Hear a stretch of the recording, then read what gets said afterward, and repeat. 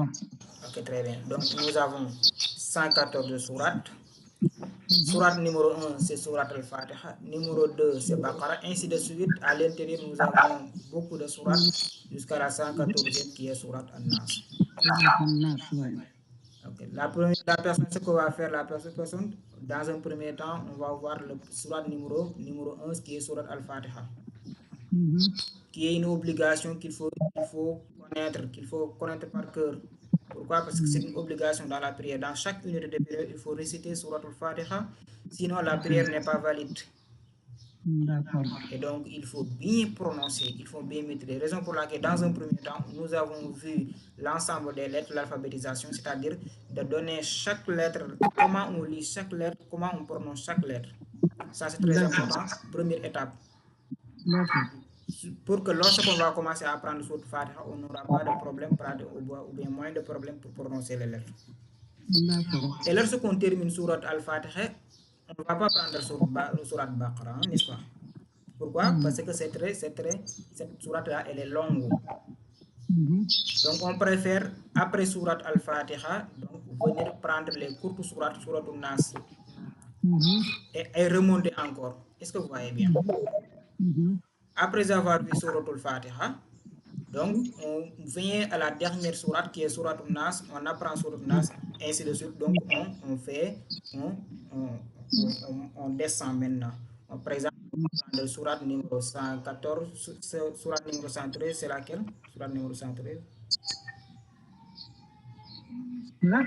Sourate numéro 113, c'est laquelle? C'est quelle sourate? Falaq, très bien. Sourate numéro 113, c'est sourate Falaq. Donc, après avoir vu sourate An-Nas, donc on va essayer de voir sourate Al-Falaq. Et que l'objectif pour un débutant, pour quelqu'un qui a déjà fait les lettres, les 4 accents qu'on avait, Fatha, Kasr, Dam et Soukoun, son objectif premier, c'est quoi? C'est de maîtriser les courtes sourates. Et ces courtes sourates-là se trouvent ce qu'on appelle dans le Juzu, qu'on appelle Juzu Amayata, qui est la partie 30e partie. Donc le Coran aussi, on peut diviser ça en 30 parties. On subdivise le Coran encore en 30 parties. 30e partie, c'est qu'on appelle Juzu Amayata, qui est facile, peut-être on peut l'emporter, on peut aller là où on veut avec. Ok, c'est très, très léger, ok. Et cette partie-là, cette 30e partie-là, comporte les courtes sourates, c'est-à-dire les sourates Nas, souratul Falaq, souratul Nas, souratul Nas, ainsi de suite. Ces sourates-là, ces courtes sourates-là qui sont faciles à maîtriser, donc on peut prier avec aussi pour un débutant. Donc un objectif, vraiment un grand pas pour une personne, c'est de maîtriser, c'est de pouvoir lire du Juzu Amayat, le 30e partie. Ok? Ok, très bien. Donc, ce qu'on va voir dans un premier temps, donc c'est Sourate An-Nas, n'est-ce pas? Sourate Al-Fatiha. Tu as des questions? Non, ça va. Ok, très bien. Sourate Al-Fatiha. Et si on ouvre le Coran, on va voir. Il y a une question. Oui. Si on les sourates, là, après les alphabets, là, on lit plus. Oui, c'est Aïwa. Donc, important, c'est une question importante, pertinente. Regardez, si on apprend bien, surtout Fatiha, on va commencer d'ailleurs maintenant. Dans l'apprentissage de Sourate Fatiha, on va chaque lettre, on va lire chaque lettre. On ne va pas sauter une lettre. D'accord. C'est-à-dire, quand on apprend Sourate Fatiha, on apprend aussi à lire. Ouais. On ne vient pas, on lit comme ça, on lit lettre par lettre. Lire le mot. Et ensuite, lire la phrase ou bien le verset. Ok, c'est comme ça qu'on déroule. Donc, on gagne deux fois. Premièrement, donc, on apprend. On est en train d'apprendre le Coran, mais aussi on est en train d'apprendre encore les lettres, de se familiariser encore avec les lettres. D'accord. Okay. Avec les règles tajwid. Très bien, donc on va expliquer les règles. Au fur et à mesure, la personne aussi aura l'habitude de se familiariser avec les règles de tajwid. Oui, ça, les règles tajwid, ça m'intéresse parce que si on lit des fois, si on lit avec il dit, tu n'as pas fait tajwid, il faut que tu expliques le les règles tajwid. Mais si on ne connaît pas, on fait comment? C'est pour ça que je te pose des questions. Ok, très bien. Les règles tajwid, à chaque fois qu'on a une règle tajwid, on va expliquer toutes les règles tajwid. C'est ça l'apprentissage. Ouais. Donc on va Parce que laisser rien. je vois que les livres, il y a Ijiharo, il y a Idram, je vois que les livres, il y en a dedans.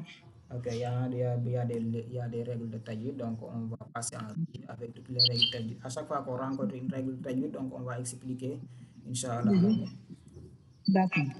Ok, très bien. Donc la première sourate qu'on va voir, c'est qu'on appelle sourate Al-Fatiha. Et au début de chaque sourate, nous avons Bismillahirrahmanirrahim. Nous voyons au début de chaque sourate. Et que ce qui est important, c'est que si par exemple, on commence, par exemple, je vous montre le Coran, par exemple. Je fais comme ça. Ça, c'est partie numéro 30, par exemple. Et si vous regardez bien, nous avons des bandes. Et si je viens tout à fait en bas, là c'est Surat An-Nas. Tu as dit tout à l'heure, c'est Surat An-Nas qui est Surat numéro 114. Ok, Surat An-Nas, elle est là.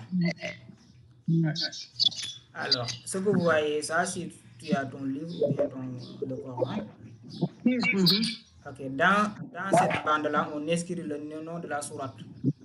Oui. Le nombre de versets à gauche et le numéro de la sourate à droite. Si vous regardez ça, on l'a écrit en arabe, on l'a écrit ici en arabe 114. Comme on l'a dit tout à l'heure, le Coran comporte 114 et Surat An-Nas c'est numéro 114e. Ok. À droite, on a le numéro de la sourate 114. Comme moi, je ne connais pas les nombres d'arabe là. Oui, c'est arabe, c'est en arabe. Donc c'est en arabe. Il n'y a pas de souci. Au milieu, nous avons le nom de la sourate qui est Surat An-Nas. À droite, nous avons le nombre de versets. Ouais, c'est vrai. Les versets, c'est quoi les versets? Les versets, c'est si j'ai commencé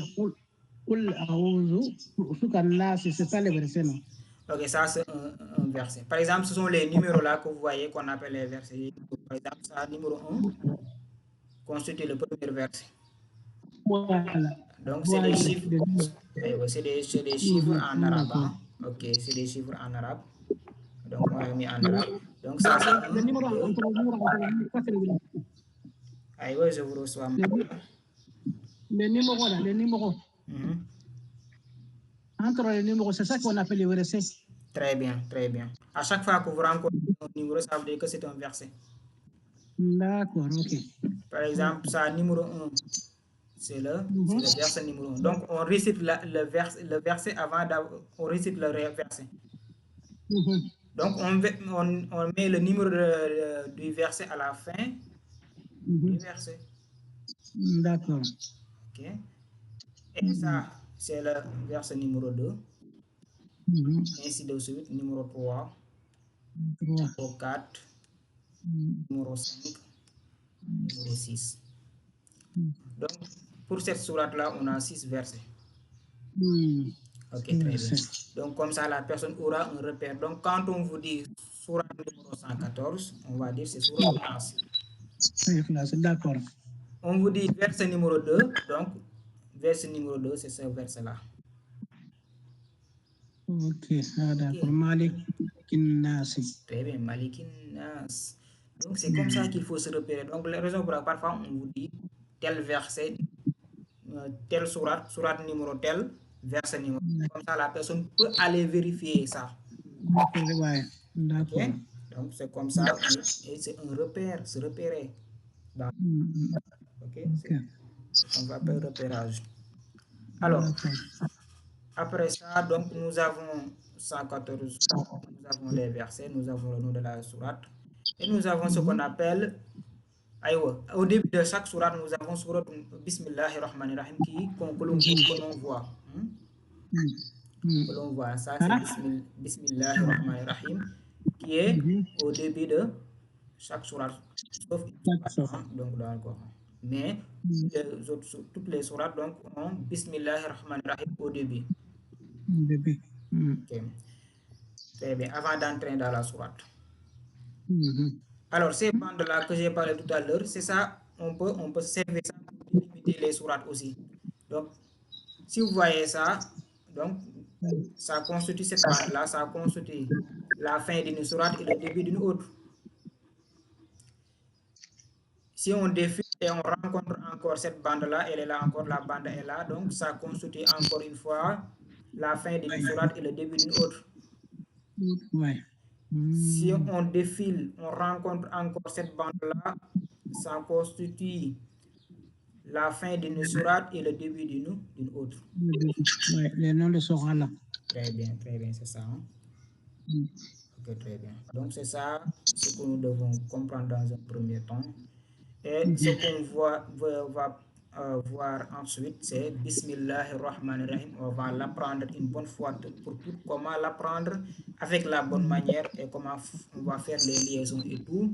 Donc, lorsqu'on va apprendre une autre sourate, on ne va pas passer du temps à l'apprendre. On ne va pas l'apprendre encore une fois, donc, mais on va le voir dans un premier temps et voir les liaisons et tout, les shadda et tout. Donc, on maîtrise. Si on va encore apprendre une autre sourate, donc c'est pas la peine d'aller encore voir Bismillahirrahmanirrahim. D'accord. Donc on va entrer dans les détails, chaque lettre, on va lire chaque lettre et faire les liaisons et tout. Vous avez une question? Non, c'est bon.